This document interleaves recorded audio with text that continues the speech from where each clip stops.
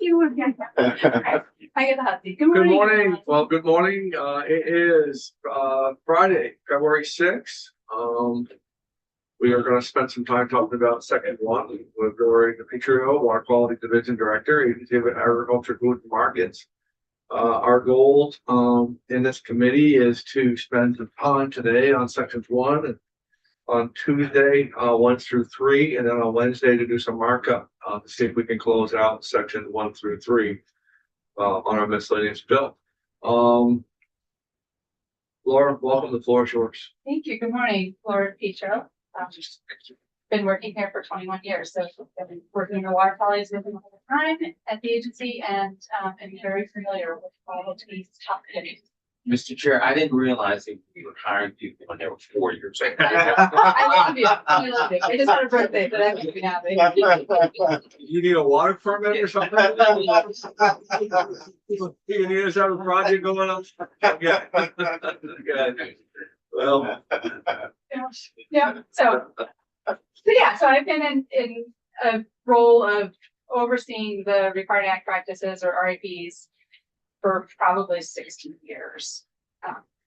And so I have a lot of experience of dealing with homeowners, landowners, all types of folks, and trying to manage water quality issues. So whatever questions you have about this language or experiences that we've had, I'm happy to share with you. what do you have for questions on it? What are we missing? What are we doing? You got any concerns with anything on 1 through 3 that you see that's problematic? Steve as well, anything that we ought to be talking about with this?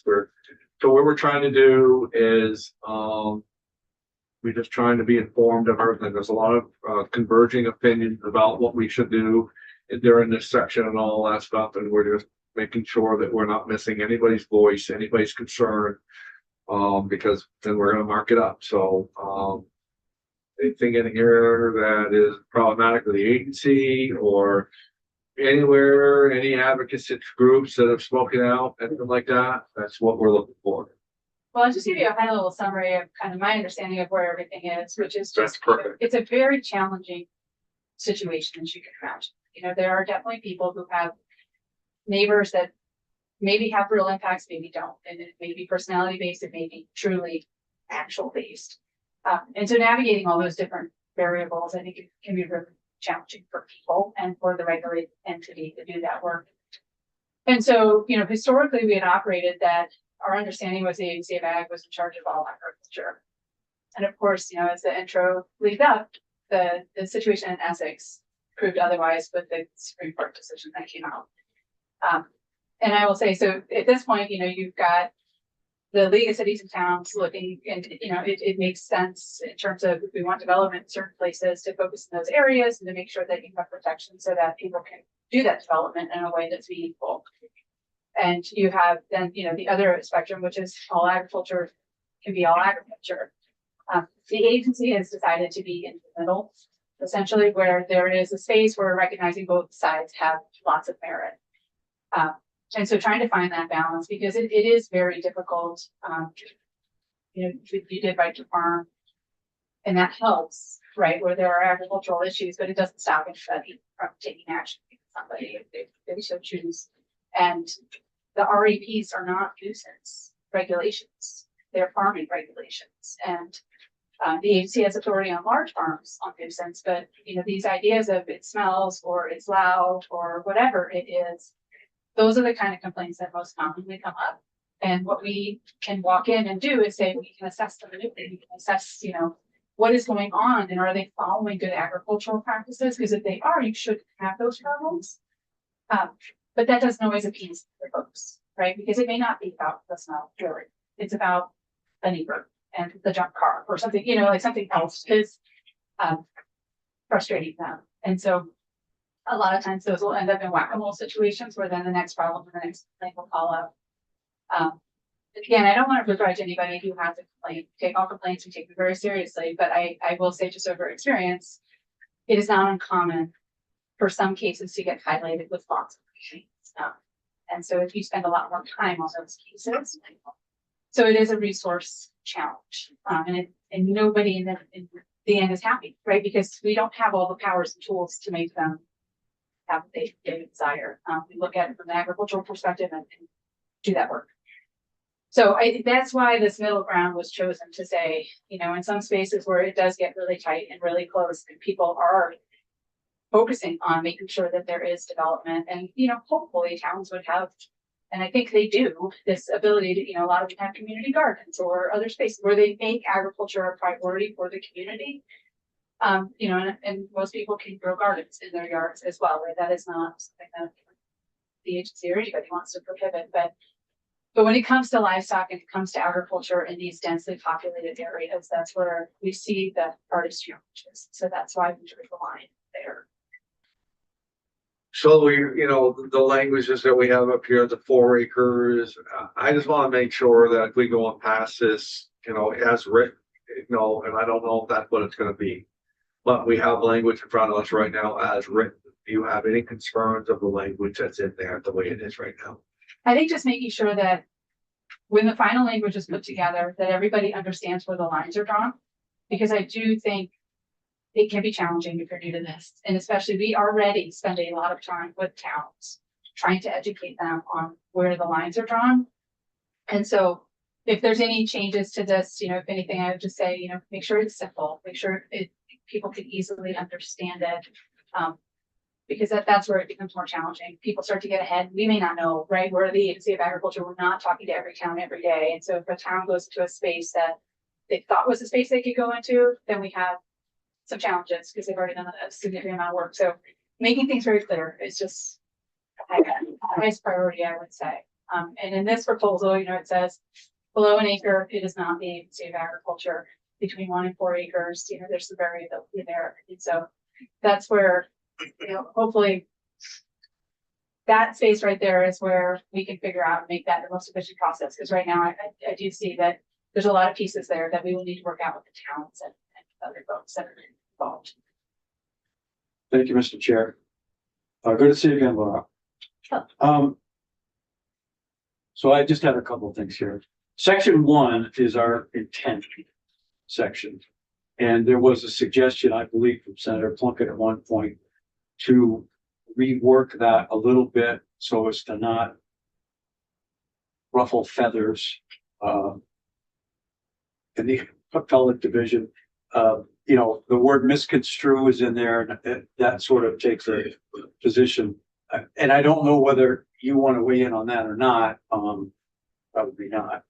But I think we probably still need to at least have some discussion about softening the language a little bit while still making it clear that it is our intent that municipalities don't regulate farming in whatever fashion we choose. So that's one thing. Can we talk about that just a little longer? I totally agree with all of what was just said, and I think I don't know what the language will be, but we'll work on it. I want to soften it, but because I don't want to use the word misconstrued because I think that the Supreme Court was very gracious in the way that they used their words and just said, listen, you don't have language in there. And until you have language in there, this is the way we got to interpret it. Yeah, we can all say, well, they should have gone longer. They should have gone into precedent. They should have gone into all of that stuff, maybe, or whatever. I don't know. But I don't see it as so much as misconstrued as that you should just take for granted what you thought you had. You should have done the work earlier and put the protections in there with words. Chair Plunkett? No, I agree. I think that the Supreme Court had their reading and they interpreted the way they wanted. The legislature had a different interpretation of it, and they don't want to say that they did something that was radically just wrong. But it's just a minor sort of like, I don't know what word would replace misconstrued, but A nicer one. yeah. Yeah, actually narrowed interpreted is always a good one to mention. But I wanted to chat with Steve a little bit about some more details on that. To wrap my head around the language that we have. And maybe it has to stay the way it is. Could be. Okay. Anybody else on that while we're still on that? Good. Okay, Steph Collins. Yeah, so the other thing, there's 3 thresholds here and triggers in section 3. One of them is a monetary threshold, which now is $2,000. We understand that the 5 was reached through a compromise, and some of us may feel strongly based on testimony we had earlier this week from the farm groups that returning to 2 might be something to consider. I'll just leave it at that. Schedule F is no longer in this bill, which also at some point could be brought in and included as sort of a second trigger. And then the third one is, to me, the most ambiguous. Well, I don't know if it's ambiguous. It's hard to kind of put a lariat if you were roping steer, because it's moving all the time. If we took out any reference to how much acreage is involved, what does that do? In other words, if on line 12 on page 6, it starts with, and I'll let people get to that part. Yes. Is everybody there? Yeah. Okay, so it says, is raising, feeding, or managing livestock. And then it says, on at least 1 and less than 4 contiguous acres. What about if it read, is raising, feeding, or managing livestock and has sufficient land base for appropriate nutrient and waste management, according to the Agency of Agriculture and the secretary therein, to decide how wide does that make it? Is it helpful, or is it just making it worse? I guess is my question. I think it's a resource question, right? And I'll just give you some numbers. So since 2019, well, around 2019, we started to get a lot of people, because a lot of legislation changed, right? And it was like, oh, if you're farming, the town wants you to make sure that you're farming. So get an answer from the agency, which, you know, we never formally did farm determinations. Farming was just farming. People knew it. But these like nuances started to come up and people needed answers. And so we were starting to look through them and it's like, oh my gosh, this is getting a little overwhelming. And so we were like, let's create a self-certification, basically. So you go online and you answer the questions that are basically this list of stuff, right? The 1040 Act, all that. Mhm. And if you can self-verify that, then, you know, we can look at what you're doing. And we ask you, we do some desktop research and make a determination for you. And that might have gotten you, you know, the accessory on farm business ability. That might have gotten you a stormwater exemption. That might have gotten you, you know, zoning or, you know, structure exemption. So that's why people were coming to us. And so once we created that system, we have had 330 people come through that since 2019. Okay. Which is not a high volume, but most of them are not the ones that you go, oh, they're obviously farming, right? Like they're not large farms, they're not medium farms, you know, they're not the farms that you think of when you think of dairy agriculture in Vermont. They're often small parcels and Yep. people who are trying to navigate that stuff. And honestly, like I've seen some pretty amazing small things that people are doing. And I've also seen people try to potentially evade the system. Yeah. And those are harder, if I'm being honest, because you can see it. But there are some very smart people out there and they read the law, they read the rule, and they understand how to navigate it. And so those are challenges because you can understand, you know, the outcome. It may not be what you think it is. And then the resource issue becomes who checks up to make sure, okay, that person got that ability to build that structure or whatever it was. Are they still using it for that purpose? Is that our job? Is it even municipality's job? We can't be, I mean, we've got to regulate the farming that's water quality, right? We have this huge charge on our back to make sure that we meet water quality goals. We can't go chasing backyard. I built a garage, but really it wasn't a garage. And so that's where the resource concern comes in. And, you know, the $2,000 is pretty easy to meet, if I'm being honest. The $5,000, I still think people could pretty easily meet that. But it will potentially take out some of those ones that are a little bit less committed and maybe for other purposes. But that's not to say that not everybody has true good intent, to be clear. It's just of that bucket that you see that space. It's a pretty low bar sometimes to me. So I think that's why that conversation is in place. And if there was a magic wand that I had to say, like, you are absolutely agriculture and you are not, I wish I had it. But the problem is every single situation is different. And it comes up and it's very hard to draw these bright, beautiful lines that say you're in or out. So somewhere the lines got to be drawn. And that was the discussion. So to me, the acreage threshold is the one that is most squishy. And I don't know what the right amount is. Is it 1 acre? Is it 3? Is it 5? I don't know what the answer is. But I think with the other 2 triggers still in place, it would make it a little bit easier for a small farm to navigate the process. And I don't know whether you have any sort of magic, we keep talking about magic here, acreage number that, you know, it's under an acre, and I don't know why it's an acre. Yeah, well, so, when we revised the RAPs, the major overhaul we did following, X 64 of 2015.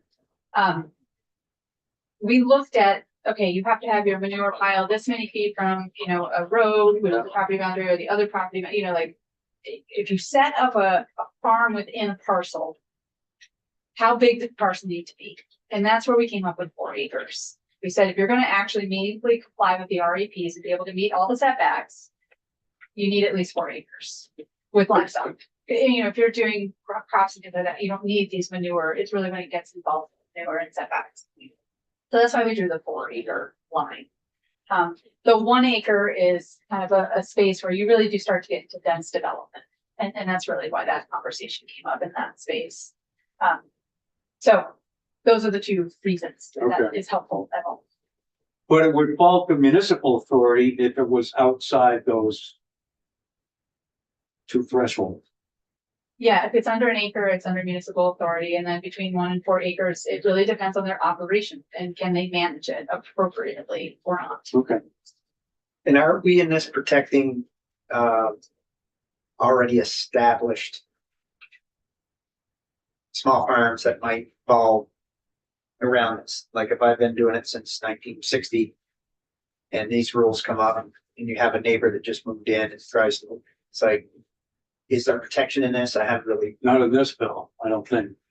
and should, but it should there be that in this line somewhere. I think in the right to farm, there was a provision that had a come to nuisance, which is what you're talking about, I think. Yeah. But you'd still have to be declared farm, I think is what your question. was. Right. Oh. And we didn't get into any of that with us. I think we're all just trying to figure out where to draw the lines now to make sure that, Well, I just want to protect people that've been doing it, that somebody, like you said, people that really want law, especially you get somebody move in that's new and looking to mess with the neighbor beside them who's been doing it, you know. Well, I think the way you protect them is to be deemed by Agency of Agriculture as a farm and to follow these rules as far as where we're at. But I think, Senator, where we've gotten in a little trouble, with the Supreme Court decision was that, I know exactly where you're going, you know, I feel where you're going with it. I think maybe that's what got us in trouble with it, that we just assumed that everything was going on. Then I can also see your point to where how we need to protect those people. But I also do believe that we're putting this language in there to protect those people, to protect them and the fact that they've been there for a long time. Yeah, but Maybe they don't have that designation, but maybe they ought to be working with Laura and Steve and everyone else to make sure that they can fit in that bucket. okay, just that worries me, like if somebody gets out the measuring stick and goes, oh, you only got 3/4 of an acre here, you know, the whole time I thought it was on at least an acre. Well, now, according to this, you're subject now to our local zone. That's a very good point. So I don't know if there's a way to fix that. And I just wanted to point it out. Yes, I think it's a very good point. Yes, Steve Collier for the Agency of Agriculture. It is a great question, and I would say that the proposal that you have in front of you increases protection for everything except for livestock. And what I mean by that, keep in mind that the old framework was you have to be farming, which means you need 4 acres, or you need to be selling agricultural products, or you need to be filing a Schedule F, which means you're farming. There was no protection for homesteading. It was unless you had 4 acres or more. So it was all about farming. So we've increased the protection in this proposal for not just 4 acres, like you now can grow food without zoning if you decide to go this way. You also can have poultry without zoning. You also can have livestock on from 1 to 4 acres if you have enough land to manage that. Those are all new additional protections. The one thing that would be lessened is that you need an acre for livestock to be exempt from zoning. So if you have an existing 3-acre farm that was raising livestock with 3/4 of an acre, sorry, then that farm could be impacted, but it would only be covered now if it had sales. So it would either have to have, couldn't just have 2 pigs and be covered under the old system. You had to be farming. So I don't know how many people there are that are farming livestock on less than an acre. There may be some, but because to be farming, you'd have to also be selling. And so there is that very small group, but I would argue that the protections are much more increased than they are reduced, but there is that 1 acre threshold. And just like Laura said, the point of that is the agency of ag really can't be in a 100-unit quarter acre subdivision lot, like regulating emus and pigs. And we want people to be able to have them as long as it's okay. But that's a community level decision in our viewpoint between the towns, the neighbors, the landowner. It's really not farming. It's something that people can raise their own animals. That's great. And we're certainly supportive of that, but we just don't think our small agency can do that statewide in every suburban area of the state. I'm satisfied with that answer. Okay. I mean, it may be changes for people, right? Like, I think of horse operations are kind of often ones that are on relatively small acres, they'll buy and feed. It may mean that their manure management may need to change, right, compared to what they're doing today, to be able to adequately have those animals potentially on that lot. So those might be some of the areas, because they're not selling things usually, right? Yeah. They're more. Actually, I have a neighbor that she's on probably a half acre with 2 horses, and where they stop, got permission to put our manure on our property, so that from my solar property. Yeah. But but she's been there 50 years. And it's like, I just don't want a neighbor coming along now and saying, hey, these are the rules, if you have to change. And I don't know if there's a way to protect that person. Once they pass, then it's gone, then it's gone. But how do we protect the ones that do have a horse in the village, I guess that's my concern. And if there's a way we do it, great. I like your explanation that as far as farm status, that I see where you're coming from there. So it's like, this is good. This is good. So I don't know if that really falls under this anyway, because they're not really farming, they're tending their horses. But Which technically, raising livestock, in my opinion, is an agricultural activity. But again, the challenge and the experience I've had is, when you move into these small parcels with regulation and say to someone like that, you can't have that pile of manure right there, because it's right adjacent and maybe leaving the property boundary. They often have wheelbarrows, they don't have tractors. And so exporting and coordinating all that can be somewhat challenging. And the flip side of that is to allow those people to say you're already locked in, you're protected. There are some that think everyone would look at, goes, that one needs something different. Like this one might be well managed, but that one's not. So it's how you create those balances. I think it's just the real challenge that everyone is facing in this conversation.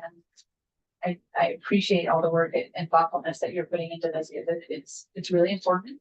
Agriculture really matters, and growing and having the ability to protect food is just really important. So I think it gets down to, the conversation we had just a few minutes ago about, making sure we listen to what I would say, the Supreme Court's charge, which is if you want to have a favorable outcome, get your language right. And that's what we're really trying to do. We're not trying to micromanage it. We're just trying to get the language right. And, my question is more procedural one. This might be for Attorney Collier more, but so section 3 that we have is amending the rules by statute rather than amending the rules through rulemaking. And my question essentially is, why are we doing it this way? Because the legislature in the past, obviously, we delegated the authority to the agency because we rely on their expertise. But now we have it here in statute and saying, okay, here, General Assembly, we want you to do it. And usually I just, defer to an agency's expertise on this. So just wondering why we're doing it in statute. I will say just quickly for the response, as a reference, just when Act 64 of 2015 came through and it was a major overhaul, Yeah. pretty much most of the stuff that came in the RFPs was put in Yeah. statutes that we were to do, which, cleaned up over the years, take out essentially, but it's not uncommon. That I didn't know. Thank you. It's not uncommon. Obviously, it's lovely to be able to have the ability as an agency to Yeah. go out, do that process and get stakeholder feedback and all of that. This is an issue though, that is a bigger policy issue that the legislature does need to weigh in on. That answers my question, Steve. You don't have to jump in if you don't. Okay. No, I appreciate that. Sort of some historical background that I obviously don't have. So great. Everybody good? Anything that you wish that you would have asked and we haven't? Or we asked and you wish we hadn't. Anything that session comes up or you want to talk any more scenarios or small details, I'm always available. Okay. We have a lot of information about what people have asked for in the past. So. Well, you're very helpful today. We appreciate you coming in and, again, keep watching us and, if there's anything that we are headed down the wrong path that's going to conflict, to cause you to have to come in later to do some corrective action. We hope to have put some really good thought on this, and when it's all said and done by Wednesday, have very definitive language, so that we can move forward on this very important topic. Thank you for your time. And thank you for taking this up. Sure. Tough questions. Well, thank you. We're gonna spend some time now on sections 4, 5, and 7. We have Will Baker and Bill Remick in. And who wants to lead off? It's your section. I'll go first. Sounds good. Good morning. Well, thank you for coming. I'm Will Baker. I'm the legal director at the tax department. Sure, I represent this committee. I've been We're wild and crazy guys. yeah, so- now we get into really good stuff. So congratulations. And I've been at tax for 18 years. Legal director for about 8 years. So we had some very exciting, more technical comments to the tax sections. Yeah. Sure, you're all very excited to hear it. Well, we are, because we are so far in the weeds on this that we need to, we understand, but just because we put it down on this paper, doesn't mean that any of it's doable or makes sense. So, Yep. Don't be afraid to talk to us like third graders, because we are really out of our element on this as far as we know what we want to do, but can we do it? So we are here to listen. Okay, sounds good. And you've got a few different tax types here too. Yeah. So, yeah, we're gonna be jumping around a little bit. So I'm just gonna start on section 4 of the bill, which is the general personal income section of our statutes, the section that we're all subject to. We file our personal income taxes every year. And the first change here that is made, I'm on page 10, line 11. We're looking at just your sort of annual operating income here for a farmer. And which is reported on Schedule F, and the idea here in the proposal is to exclude from tax any farm profit during the taxable year that doesn't exceed $10,000. Just a couple comments on this. So what we would do with something like this is that income is reported on the federal income tax return, and the Vermont links up to the federal adjusted gross income number. So you calculate your federal return every year, take one of that line, you jump over to the state return, and you keep going with the state return. So what something like this means for us is a recomputation of the federal return. So, you know, in essence, so we would look at the taxpayer's federal return and look at that Schedule F, and it was, if it is not exceeding $10,000, you know, we can pretend that it's zero, so to speak, and then sort of recomputate that AGI as it heads over to the Vermont return, and the calculations keep going after that. Just a couple comments on the provision as drafted. It's not a whole heck of a lot of a benefit here. Right. You're at about $300 of tax for this. Yeah, I mean, So- that's, what does it really do? I mean, as far as with that? Yeah, so, you know, if this is all that, if this is an individual farming or husband and wife farming, and they file jointly, or two spouses, I should say. You know, if they had farm profit that was either negative or didn't exceed 10,000, you know, the benefit here up to the 10,000 would be a maximum benefit of $300. And just another example, say one spouse works off the farm, makes $64,000 a year. And then you had the farm operation going as well, and it didn't exceed 10,000. You know, that 10,000 at 64,000, you know, the brackets get increasingly penalizing as it were, like for taxes. So if you're at 64,000 and you would be at 74,000 with your farm income, but we're going to exclude it because of this proposal, that would be a savings of about $660. So the more money you make, the higher up the bracket goes. You get a little bit more of a benefit if you have some other income in there that you're taking the farm income out of. Whereas if you're just farming and it's just 10,000, you're looking at $300 in tax for the year. So it does increase a little bit, but still you're under $1,000 of benefit here with this proposal. So just something to think about. Yeah, good. Thank you, Mr. Chair. So at the moment, we don't have any net farm profit exemption. Is that right? But in other words, it's 10,000 a year. What is it now? It's, yeah, no Zero. exception. Okay. Yeah. So, we did take a look at our Schedule Fs. And It doesn't trigger in any way what we're talking about. This is a trigger for any of the others, what we're trying to accomplish here. If we didn't have this, then it's gonna make it hard to do with what the rest of what we're trying to do in this bill. So if we took this out, no, it's unrelated to everything else. okay. Yeah, it's unrelated to everything else. And also just my other comment on this. Anyway, we did take a look at our Schedule Fs. Yeah. And, you know, most of them are negative. So we have very few Schedule F. We have very few filers in Vermont, which is with a Schedule F over 100,000.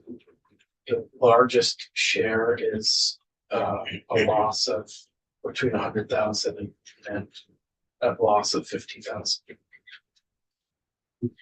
So yeah, no, this is, if you lifted it out, it doesn't, like, there's no domino effect. Okay. The other thing I would just mention about this is that the way it's drafted, there is kind of a cliff here. And what I mean by that in the tax world is, you know, there'd be zero tax on the 10,000 or less.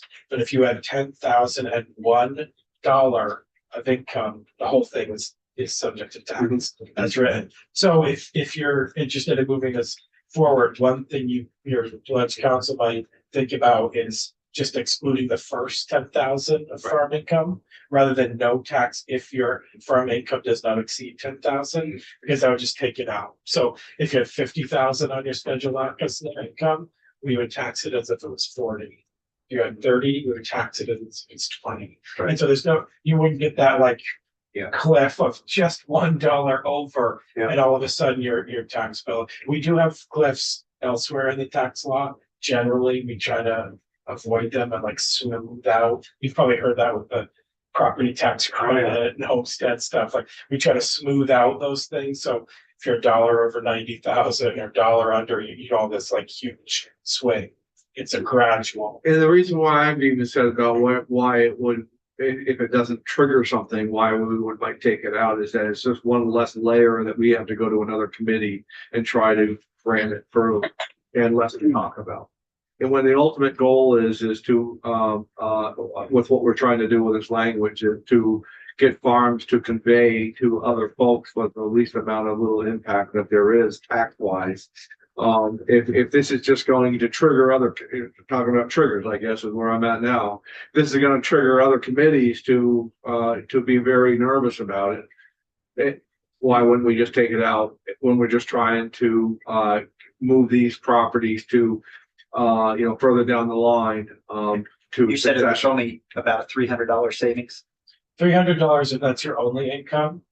That example that I gave on the couple earning 64,000 off the farm, 10,000 on the farm, you would have a savings of about $660 off a total tax bill of about $3,400 for the year. So it's a little more beneficial the higher your income goes. But if that's all you have for income, you're looking at about 300. And well, does it have any negative impact on the budget? In other words, are we creating a budget hole? If you multiply the 300 times 1,000 farmers, Yeah, so while we ran some quick numbers here that I've mentioned, we haven't done like a fiscal analysis of this at tax, nor I don't know if JFO has, but yeah, that I don't believe, but to the chair's question, the more of a hole, the bigger the hole you create, the more attention you're gonna have from the finance committees on our side and Ways and Means across the way. Yeah. And I don't know the answer to. Okay. I don't know what revenue. That's. Okay. Yeah. So the next issue is just a couple lines down from that, still on page 10. We're still talking about personal income tax here. We're actually totally changing gears within personal income tax, and we're talking about capital gain. So the 10,000 of the Schedule F, that's your constant ongoing operational income. What the next thing that we're talking about here is capital gain. So that's when you exit the business. And so this proposal is to exclude from income this capital gain for real estate that is part of farming operation. So right now, so we're talking about capital gains here. So as far as current treatment, we do have a capital gain exclusion of 40%. In the Vermont statutes already. So generally speaking, if you otherwise meet the criteria and you still sold the farm, we do have capital gain exclusions, $5,000 for 40%, as long as it doesn't exceed your taxable income totals. It chop off a little bit. So we do already have a similar capital gain exclusion that's for any capital gain, not just farm related, but any capital gain. And that was really, it's been in the law for years, and it's really kind of attempting to hit the same sort of circumstances when someone retires and sells their business. There's a break on that for Vermonters. So this is for Vermont. Just changing any of what's already in existence substantially. It is for farms because it goes from 40% to 100% of the exclusion. And a Yeah. portion of that, I think, from property tax sales goes to the ed fund. No, this is income tax that we're talking about. This is capital gain. Yeah. Income tax, and income tax is general. Okay, all of it. Yeah. I thought a portion of it went to the ed. Guess not. So actually, my largest concern here, like if you take nothing away other than this comment, I think that this would be helpful. You've got the exclusion here as the sale of real estate that is part of a farming operation. Mhm. And that was concerning to me because I think that language as written could open up some huge loopholes here. So real estate that's part of a farming operation, we don't otherwise have a definition of farming operation in the income tax law. And so that could be a $5 million second home with some Christmas trees in the fields. So if it's any real estate that is part of a farming operation, I don't know what that means, part of a farming operation. So my concern would be that you would want to eliminate the unintended consequences there and And even creating a loophole for people to jump in and to do exactly what you just said. I got that field over there, I just wanna be a farmer now, and I want to garden in there, you know, all of a sudden. so some ideas could be to link it to current use, like you get this benefit if it's in current use. And so baked into the current use laws, you probably know, is, you know, exclusion for a house site, like you don't enroll the home. Correct. And so like, you could think about current use, statutory structures that if you wanted to do this further capital gain exclusion, you could couch it in like if it's been enrolled in current use or something like that, just to make sure that you're not hitting any real estate that is part of farm operation. Or could we designate that it has to be recognized by a farm by the agency of ag? Could that be put in there as well? It could, I don't know what the agency of ag recognizes as farms or not, so I would leave that to. Yeah. You know, whether that's wise or not, I would have to. Do they recognize tree farms in that as well? You want me to? Yes. Yeah, sure. There's no formal designation of farms except through the required agricultural practices rule that we're talking about. So something can be a farming activity. It really depends on what rubric you're looking at. If you're looking at Act 250, it's simply a farming activity. If you're looking at zoning, it's what we've all been talking about. If you have a dairy, obviously you need a dairy license. So there's no broad definition of farm. There's about 50 something definitions of farm, I think, in the Vermont statutes. So it's pretty specific. And then just our final concern on this portion is exactly what Ledge Council Kirby Keaton mentioned the other day. In here, which is that you're gonna transfer the property to this buyer. And if the buyer stops using it as farming and develops it, then this sort of capital gain pops up again for the buyer, even though it's the seller's capital gain. The buyer's gonna pay the tax on that, and there's no timeline on that. So that, theoretically, that could be years later. And the tax department would have concerns about accurately catching this. And the taxpayer might have concerns about accurately reporting it. Because, if you think about, do you know the details of your tax return from 10 or 15 years ago? Some people who keep meticulous records might. Otherwise, that could be really tricky, both for taxpayers trying to apply and for the department trying to make sure to tie, that there isn't a loose end there that gets away from them, because we, in the personal income tax world, 3-6 years is kind of our window of what we're looking at. Going back more than 6 years is very rare. That would be a compliance concern for us, and I think a concern for taxpayers about how they would keep track of this and do it correctly. I think Kirby Keaton mentioned there could be liens and things like that on the property. That would be an administrative program that the department would run, and we've had similar things like this in the past that have not been popular with populations that deal with it, like a land gains tax exclusion that was in place if a builder bought and built the property within a few years. And so when they sold it, they would have to check with us and get the lease cleared off the And that's property. the only way it's gonna get triggered again is if there's a lien on it. Yeah. And it's. Yeah. Been recorded. Yeah, and the real estate attorneys really disliked that lien process and try to clear it up right on the eve of a closing. Oh, yeah. It's just another sort of, administrative encumbrance on the property that need to be cleared up. So, doable, but it would work for all involved.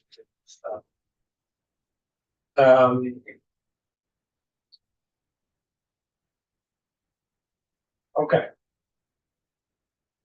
Moving on to section 5. I assume for the same reasons with the language of part of you have the same concern. Yeah, same concern here, it's part of a farm operation, and we don't define that. Other than in current use, we don't define that in the ag statute, so there can be extensive property that is part of the farm operation. And then a similar concern here is that you have this this looming tax debt for the buyer if they didn't if they developed. Yeah. So that again, administrative that would be administrative work to track that over the years. And then, the requirements here about these exemptions, if you're related by blood, marriage, civil union, or adoption.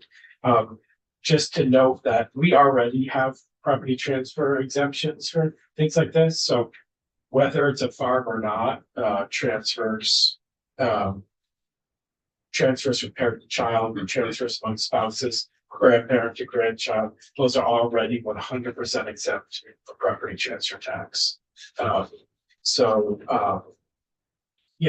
You could take out these references to things that already have an exemption because the real estate bar attorney would just move that over to the very clear exemption rather than hooking into this exemption that has kind of strings attached down the road. And we also looked at property transfers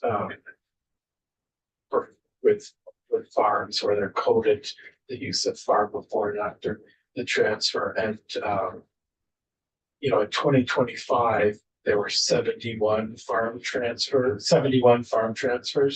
that were up for $0, which means it was one of those exempt Yep. transfers. Somebody in the family got it, but somebody that worked there 10 years wouldn't have got that, That's right. correct? Yeah, this is an exemption for this family transfer. 71 in 2025, compare that to 27 transfers in 2025 that had a price. So almost 3 times as many exempt transfers of farms than property taxable farm transfers. So my point is that there are already a lot of exempt transfers in this. This does add another one. I don't think you need the spouses and parent child, but the employee, the farm operation employee, that would be a new exemption. That is something to think about. So you're really not changing a lot of language just to add that one exemption in. Yeah, that would be a new property transfer tax exemption. The tax department would probably ask some questions about this buyer and evidence that they have been an employee for 10 years. Yeah. Things like that. Yeah. Yeah. So it's really 3 different things here. You've got Oh, the operational income on the Schedule F exclusion, the capital gain issue, and then this property transfer tax issue. So those are 3 different sort of tax attributes and on 2 different tax types. And so if you're wanting more, concrete information about our concerns, I could pass them along to Kirby Keegan, the tax legislative council, and we can talk further about that. I think we're gonna have some more committee discussion about both 4 and 5 before we go have some people do more work. Yeah. Okay. Thank you. You've done a perfect job as far as to educate us on that. I know I'm a lot wiser about it right now. I probably have some opinions about it that we can talk about as a committee. Thank you. Thank you, Will, very much.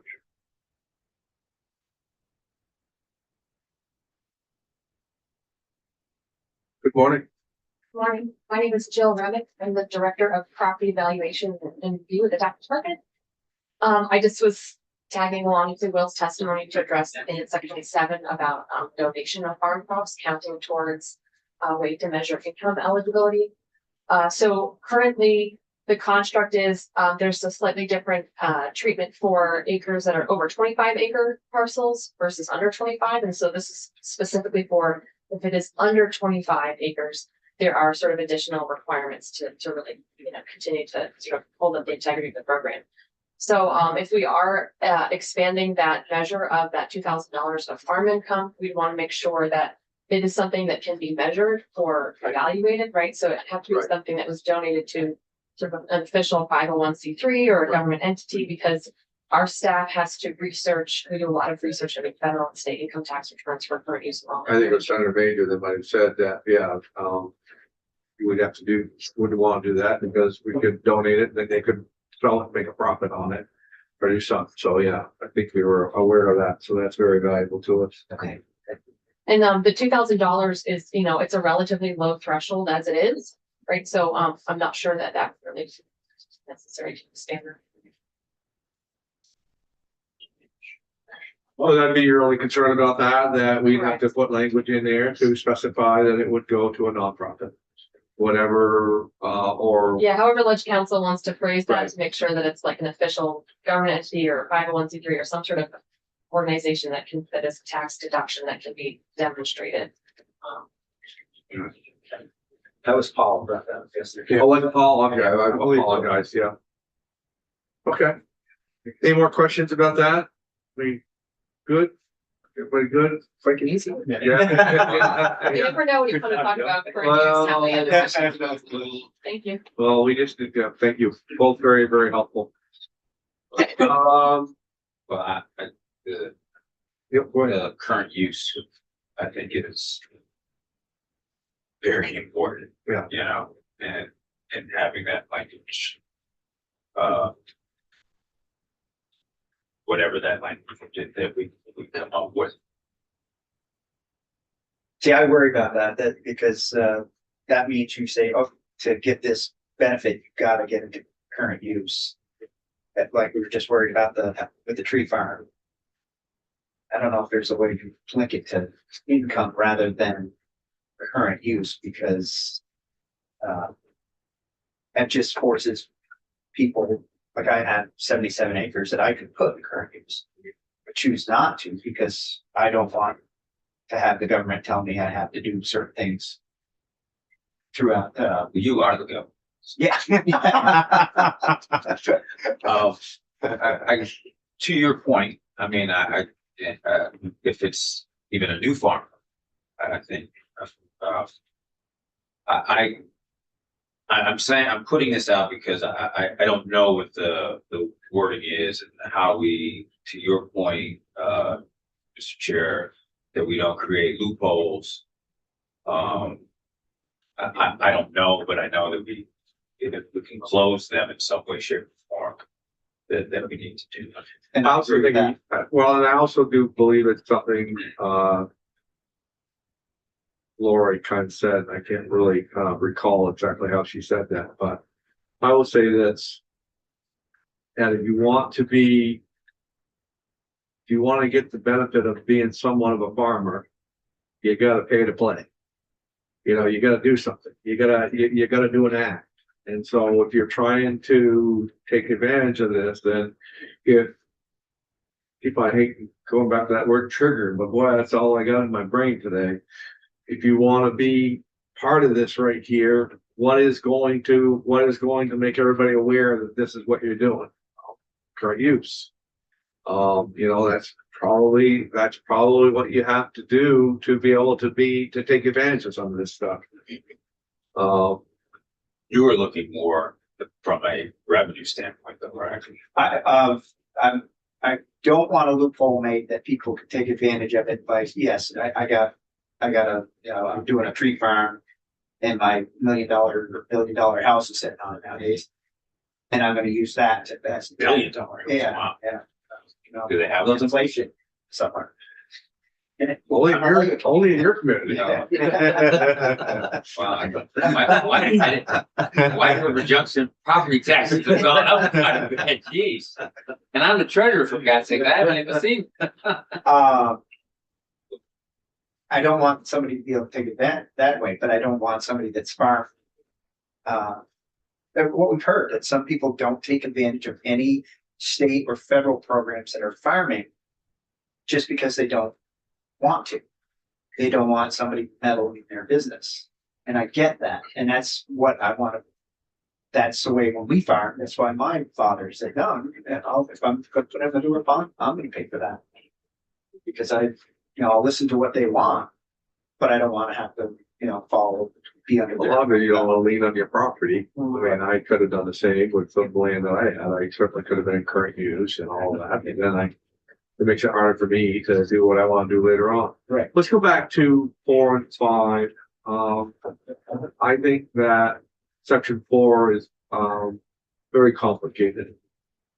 And, for me, it is anyways in my brain. And,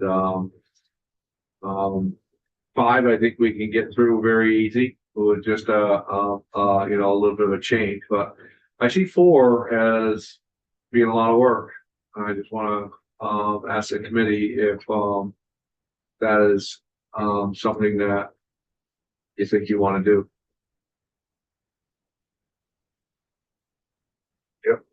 Well, I'd love to hear from the coalition, the farming coalition about that.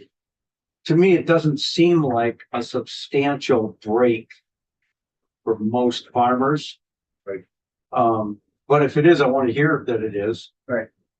Because it does get pretty complicated and it will become a matter of concern to other committees, I think. Right. And if the ultimate goal of this bill is to get it on the floor and get it passed. Yeah.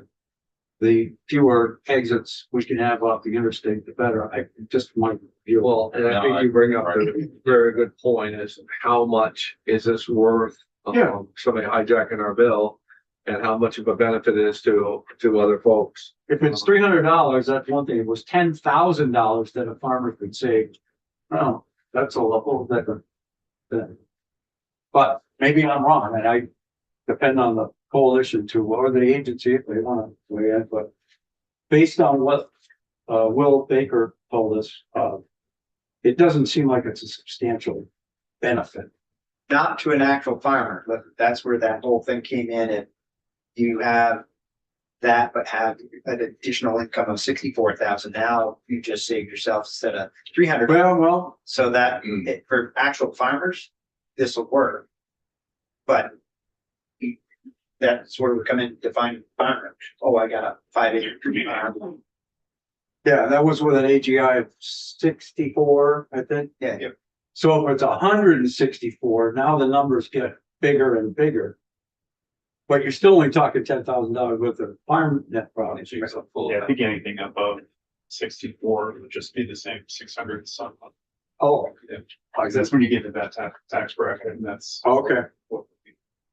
If I'm understanding correctly, and I may not. You want to do my taxes? I'm not a tax attorney, but I would love to talk about. Perhaps I went down the. Well, let's not talk about creating any new one. Now, maybe we should just get some more definition on that. Okay, you guys want to do that? You want to get somebody else in here? So who do you think, Steve, do you have any idea who we might pull in on something like that? I know it's not in your wheelhouse, but.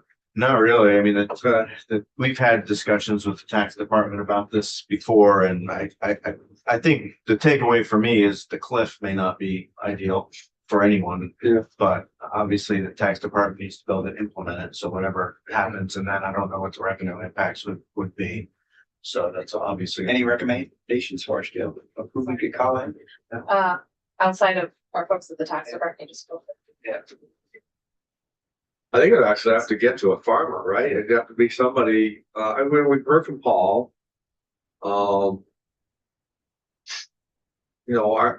Just gotta be a farmer / tax attorney. It's good. I think it'd have to be somebody that had a lot more. I just don't know where it comes into play. I'll say it out loud and I'm not afraid to be wrong about it. I think it has to be somebody that wants to be like Paul, who wants to get into doing this and probably has a lot more tax exposure than what most people have. Right. So that's where it's at. I mean, we've had Paul come in. I'd like to get somebody that's more in mainstream farming, but maybe that isn't who it's going to benefit. Maybe it is going to be exactly what I just said. It's going to be somebody who's, has done well. Sold some company, whatever it is. I don't, whatever scenario that it is, but hey, you know what? I want to find a way to give back in some way, and this is what I want to do. But again, I get nervous about what we talked about creating loopholes as well. Yeah. I don't want to do that. Right. And I don't want to force somebody to go into land use if they want to keep their land.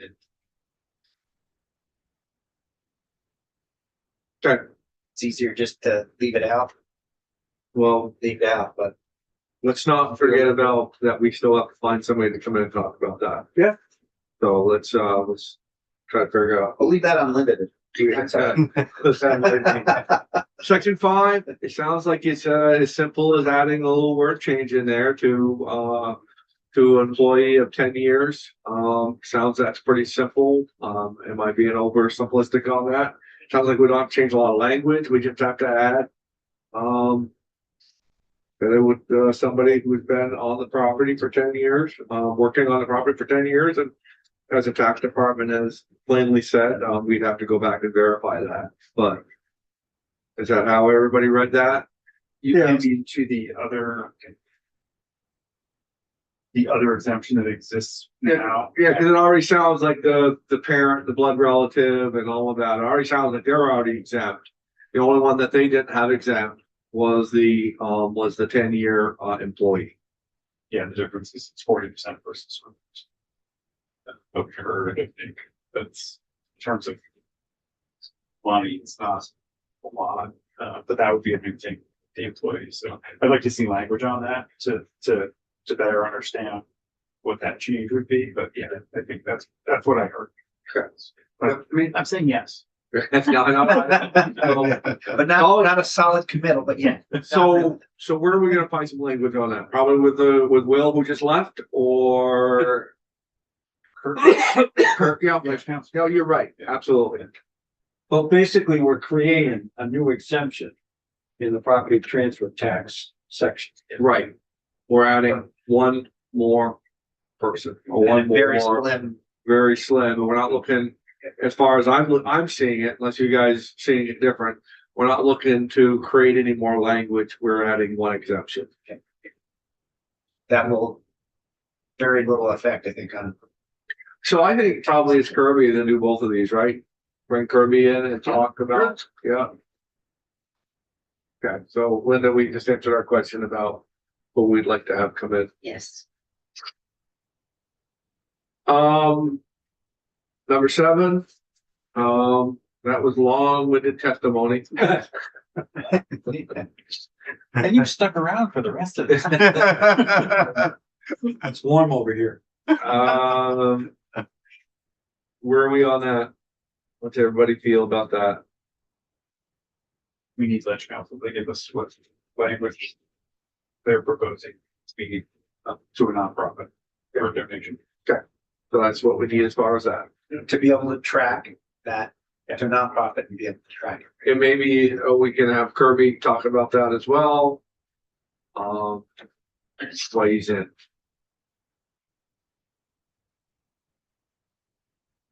Okay. Well, I can see us getting through those 3 sections fairly quickly.